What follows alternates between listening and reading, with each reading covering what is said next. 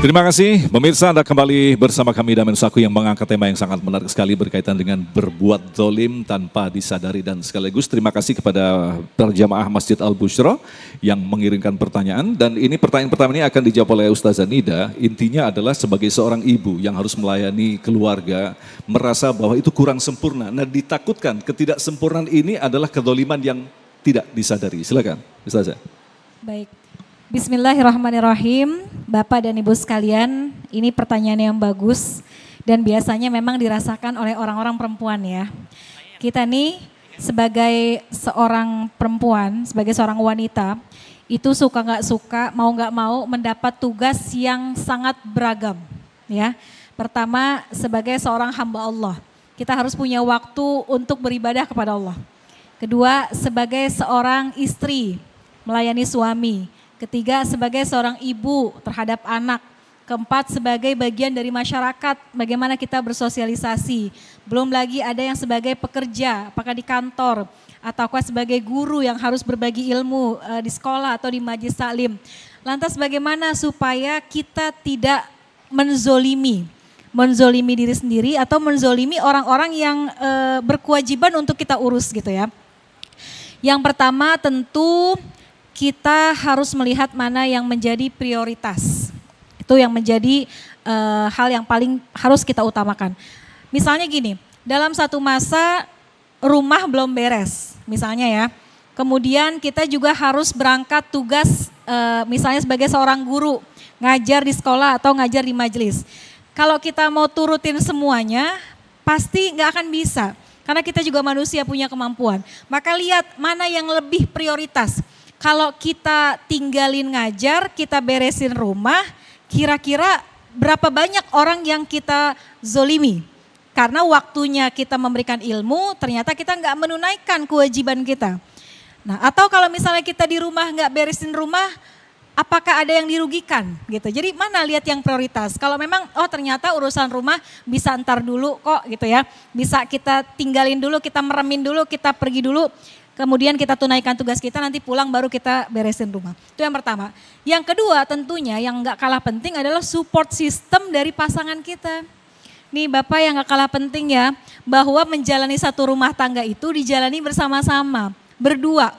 Bahkan di dalam Al-Quran aja Allah sudah mengatur diantaranya, kata Allah, wal walidatu yurdi'na auladahunna haulaini kamilaini liman arada ayyutimma radha'ah. Wa 'alal mauludi lahu rizquhunna wa kiswatuhunna bil ma'ruf.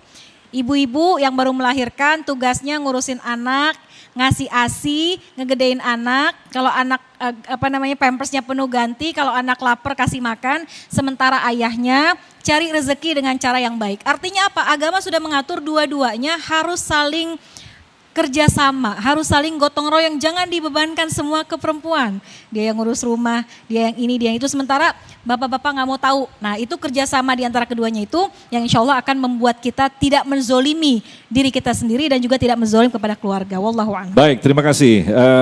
Kiai Syahdan mungkin bisa ditambahkan, artinya selama kita hidup di dunia ini sandarannya adalah urusan materialistik.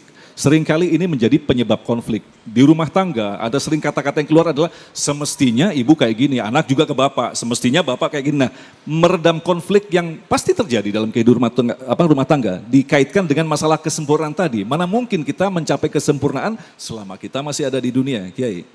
Iya, ini menarik. Kenapa? Selama ini terjadi hal seperti itu karena kita dalam rumah tangga itu enggak memahami hak dan kewajiban masing-masing.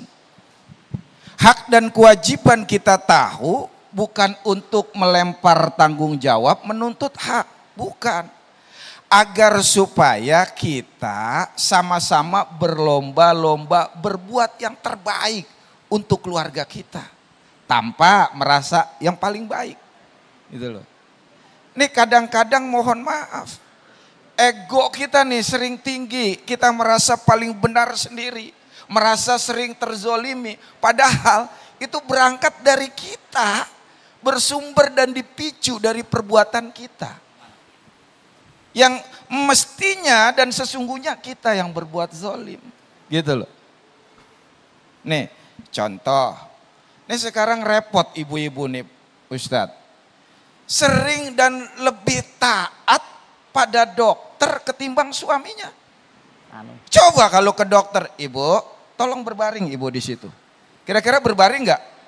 Dokter loh, suruh berbaring mau aja nggak pakai nanya. Loh kok berbaring dok saya? Jangan dong dok, nggak pakai protes.